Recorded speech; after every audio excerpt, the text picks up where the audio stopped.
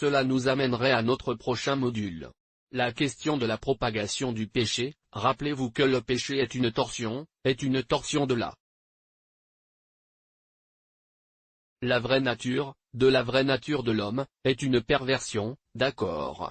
C'est une perversion et puis c'est une rébellion, vous savez, c'est une révolte qui est l'affaire d'Adam. C'est une révolte, c'est une rébellion plate complète, c'est une trahison, comme on dit, félonie, c'était une trahison. Il s'est rebellé contre le gouvernement de Dieu. Cette nature est maintenant un problème. Maintenant, je veux que vous voyiez quelque chose dans Genèse chapitre 4, la Bible a commencé par une déclaration d'ouverture, et a donné naissance à un fils et elle l'a nommé Caïn, et après un certain temps, elle a donné naissance à un autre nommé Abel. Tu as maintenant 2 fils d'Adam et Ève. Et c'est intéressant que ces jeunes hommes aient commencé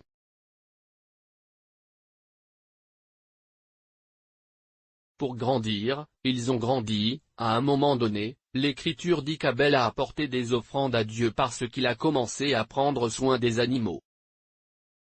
Et maintenant vous pouvez voir qu'ils ont maintenant affaire à quelque chose de différent, ce n'était pas comme ça.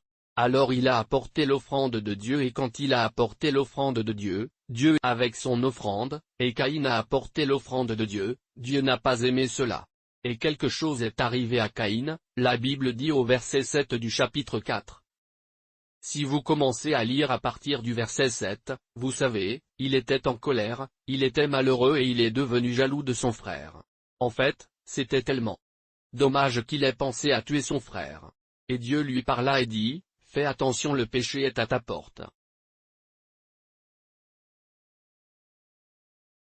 Maintenant, l'Écriture dit, le péché est à votre porte, mais vous devez le maîtriser. Maintenant, cet endroit est assez instructif. Si cela ne vous dérange pas, verset 7 du chapitre 4 de la Genèse, si tu fais bien, ne seras-tu pas accepté? Et si tu ne le fais pas bien, le péché est à la porte et sur toi sera son désir et tu domineras sur lui. Maintenant, Dieu a abordé le péché comme un être humain, comme une personnalité.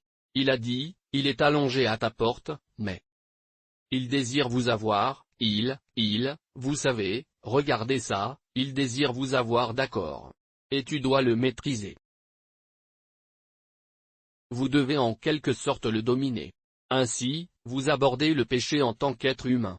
En fait, Jésus s'est référé à ceci dans Jean chapitre 8, quand il a dit, le diable était un meurtrier au tout début, il ne pouvait pas demeurer dans la vérité, c'était un meurtrier. Donc, vous voyez ce que nous dit Éphésiens chapitre 2 et personne travaillant en partenariat avec le diable. Et c'est pourquoi j'ai dit que le péché est la nature héritée de Satan. C'est une nature acquise de Satan opérant à travers l'homme. Maintenant, le problème, il y avait un problème d'offrande. Caïn a apporté une offrande à Dieu ou pas au diable, Abel a apporté une offrande à Dieu, pas au diable. La première offre qui ait jamais été faite sur cette terre a causé un problème et le problème était que quelqu'un offrait une meilleure offre quantitative et qualitative, l'autre n'a pas offert. Bien. Et quel était le problème de son offrande? Je vais vous en donner un aperçu. Numéro 1. Il a apporté une offrande du fruit de la terre, souvenez-vous de la terre était maudit.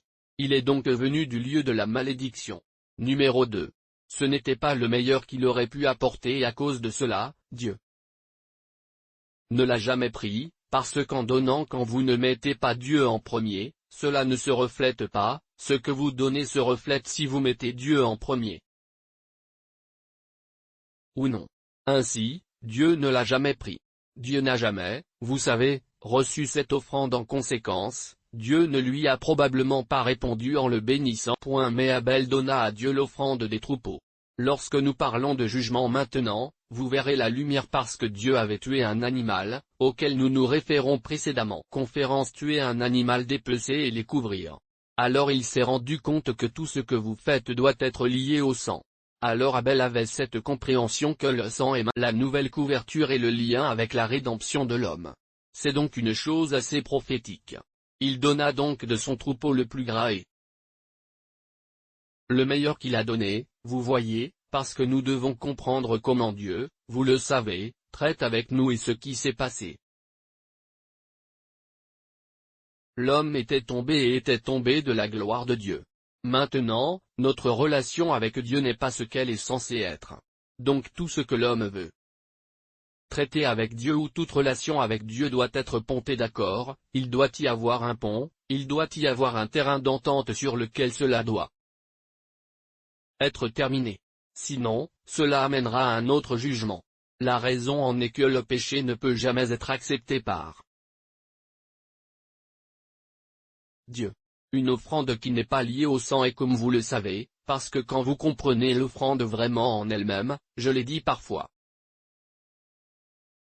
Passez à la gosse, quand vous faites une offrande, vous n'avez pas donné d'argent ni de fruits ni de chèvres ni de vaches, ce que vous avez donné c'est vous-même et Dieu ne va pas. Prenez le péché qui n'a pas de sang, l'essence et la raison du sang est de vous couvrir. Pour que Dieu ne vous juge pas et ne vous tue pas immédiatement parce qu'il est si saint et si pur qu'il ne peut pas prendre le péché, ainsi Dieu ne peut pas recevoir le péché sur lui-même. Ça doit être quelque chose de différent. Il doit y avoir du sang. Abel a compris que soit d'Adam et Ève, ce qui est censé être ce qui devait arriver, qu'il avait cette compréhension, non, Caïn aurait échangé son pomme et fruits avec son frère comme d'accord, pouvez-vous en prendre un peu et me donner aussi cette chose puisque c'est ce que Dieu exige et ce qui est possible pour traiter avec Dieu. Et alors Dieu le prendra. Donc la chose n'est plus, voyez le péché est une chose si terrible, ce n'est plus une question de vouloir faire quelque chose. Non. Et je suis prêt à faire quelque chose. Non, non, non, vous devez le faire à la manière de Dieu, et non plus comme vous voulez le faire. La raison est encore parce que l'homme est devenu. Quand offrir signifie vous offrir, quand vous donnez de l'argent, quand vous donnez des terres, quand vous donnez quelque chose, vous ne donnez pas ce matériel. Spirituellement Dieu le considère comme vous en tant que personne, c'est à qui vous donnez. Et quand tu remets Dieu ne va pas prendre le péché, l'homme est devenu péché et donc Dieu ne va pas le prendre, il ne va pas le prendre du tout. Il doit y avoir quelque chose qui couvrira. Il doit y avoir quelque chose qui fera le pont, il doit y avoir quelque chose de temporaire pour le recevoir et c'est ce qu'Abel a fait parce qu'il a donné un holocauste, il a dû mettre ces boucs-là et les abattre et mettre le feu, le sang est sorti. Nous commençons donc à voir la question de le mystère du sang qui sera finalement le lien pour libérer l'humanité plus tard à la fin. Nous voyons donc cela se produire dans Genèse chapitre 4 et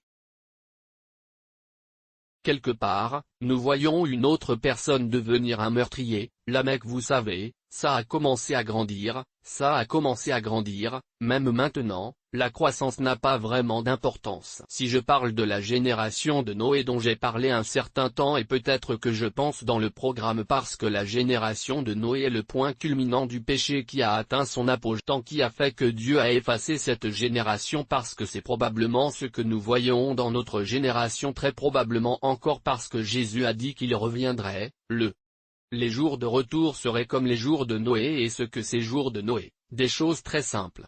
L'époque de Noé était l'époque de la mutation génétique car il y avait des hybrides ou des races croisées sur la terre. Les anges déchus sont venus et ont épousé des femmes et ils ont donné naissance à des géants sur la terre. C'était à Satan.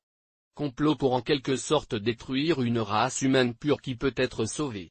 C'était si mauvais que nous n'avions qu'un seul ménage qui n'était pas corrompu à cette génération. La Bible dit qu'ils étaient si corrompus que toutes les imaginations de leur cœur. Ce n'était pas seulement ce qu'ils faisaient, mais tout ce qu'ils pensaient était déjà négatif. Donc c'était pour ainsi dire, le péché est arrivé à son apogée et Dieu a dit que je ne peux pas continuer de cette façon, mon esprit ne luttera plus avec l'homme et je vais les effacer. En d'autres termes, la nature pécheresse a commencé en Adam, mais c'est comme si elle continuait à grandir dans la conscience de l'homme et comme un virus qui se nourrissait. Dans la nature, vous savez, comme lorsque vous regardez certains de ces films amusants de virus entrant dans certains de ces films hollywoodiens, puis vous commencez à voir le virus se développer, et les êtres humains se transforment en autre chose. Es-tu là ? Il continue de croître jusqu'à ce qu'il atteigne son apogée et qu'il se transforme en une autre créature, c'est dans le péché, cela a atteint son apogée et ensuite Dieu a dû éliminer cette génération. Maintenant, La chose est la suivante, si vous voyez le péché à Sodome et Gomorrhe, c'est après le chapitre 6 de Genèse, vous savez que ces sont devenus le déluge, la destruction, puis la prochaine race humaine a commencé par Noé. Mais, encore une fois, vous voyez toujours que, ce péché dans lequel ils sont entrés, d'accord, il a progressivement recommencé à croître et a rempli la terre au point que le chapitre 11 trouvait Nimrod qui était un politicien et un archétype de l'antéchrist qui va être un politicien parce que c'était le premier politicien puissant sur le terre, Nimrod qui a réuni les êtres humains et ne nous laissons pas répandre, construisons une ville pour nous-mêmes et faisons-nous un nom et laissons-la atteindre ciel et nous n'avons pas vraiment besoin de Dieu dans cette affaire. D'accord. Et la Bible dit que Dieu est descendu et a dit, ces gars-là vont faire des choses stupides et folles si nous ne les. Et puis, après avoir vu la génération d'Abraham, Dieu a trouvé une nouvelle personne avec qui il peut travailler et a commencé à planifier la rédemption de l'humanité. Le péché grandissait partout. Mais il est intéressant de noter que Noé, qui était le nouveau départ d'une race humaine sur la terre, il y a cette graine de péché qui est toujours dans l'homme. Pourquoi? C'est la question. Je pensais qu'après avoir éliminé ces gars, ce ne serait plus là. Non, chaque être humain naît cette nature à l'intérieur d'eux. Maintenant, le plus drôle, c'est que ça ne peut pas être modifié, ça ne peut pas être réhabilité, il ne peut pas être réaménagé ou renouvelé. Pas question qu'il soit totalement corrompu et qu'il faille en finir avec. Toujours et à jamais. Donc vous le voyez toujours et j'explique quelque chose, cette chose semble être comme une graine qui pousse dans l'homme et à quoi? Était devenu un arbre à part entière, Sachez qu'un sida à part entière commence par un petit VIH et va au sida et finit par ruiner l'humanité. Nous voyions donc cet endroit à passer. Maintenant, après Noé, nous voir au chapitre 11, un autre personnage très sérieux est venu, un politicien sur la terre du nom de Nimrod, Genèse chapitre 11 et il était un politicien puissant qui est un arc de l'antéchrist ce que ça va être et c'est un politicien et il a rassemblé les gens et ne s'est pas soucié de Dieu. Et bâtissons-nous une ville pour nous-mêmes et faisons-nous un nom. Nous n'avons pas besoin dans cette affaire. Eh bien, Dieu est venu et les a arrêtés et les a dispersés, au chapitre 12, Abraham a commencé. Puis plus loin dans la ligne, vous trouvez la corruption est revenue, vous savez, à son apogée dans une société particulière, Sodome et Gomorrhe qu'ils étaient même prêts à, vous savez, continuer avec leur perversion sexuelle avec des anges. Ils ont dit à Lot d'amener ces gars-là ici, allons-y. En fait, la Bible dit toute la ville des hommes aux garçons et c'est une corruption totale, le péché dans sa plénitude de manifestation à nouveau qu'il n'y a plus de retenue. La société n'a plus à enseigner, ce n'est pas comme si certains disaient d'accord, nous sommes comme d'autres gars sont par ici. Non, ces gars-là sont tous comme ça, vous savez, en fait, Lot leur a même offert ses filles. Ils ont dit non, on ne veut pas cela, vous savez, et je ne sais pas ce que faisaient leurs femmes et où elles étaient dans la maison, eh bien elles s'en fichent. Peut-être qu'ils sont aussi dans leur propre entreprise. Et celui-là a été détruit. Atteint un certain niveau, il y aura un jugement à ce sujet et s'effacera et attendra simplement le moment où tout le problème sera résolu et traité de manière humaine. L'histoire. Maintenant, je vais faire une déclaration qui, vous savez, formera probablement des questions et posera probablement des questions et je veux que vous y réfléchissiez dans notre classe, pensez-y un instant. Pourquoi est-ce que Dieu ne peut pas remettre à neuf ou renouveler ou réhabiliter l'homme? Pourquoi? Est-ce que Dieu ne peut pas faire cela ou il ne voudrait pas le faire parce que Jésus a dit, à moins que vous ne naissiez de nouveau, en d'autres termes, ce particulier 1. Rien ne peut être fait. Aucun remède. Pas du tout. Merci.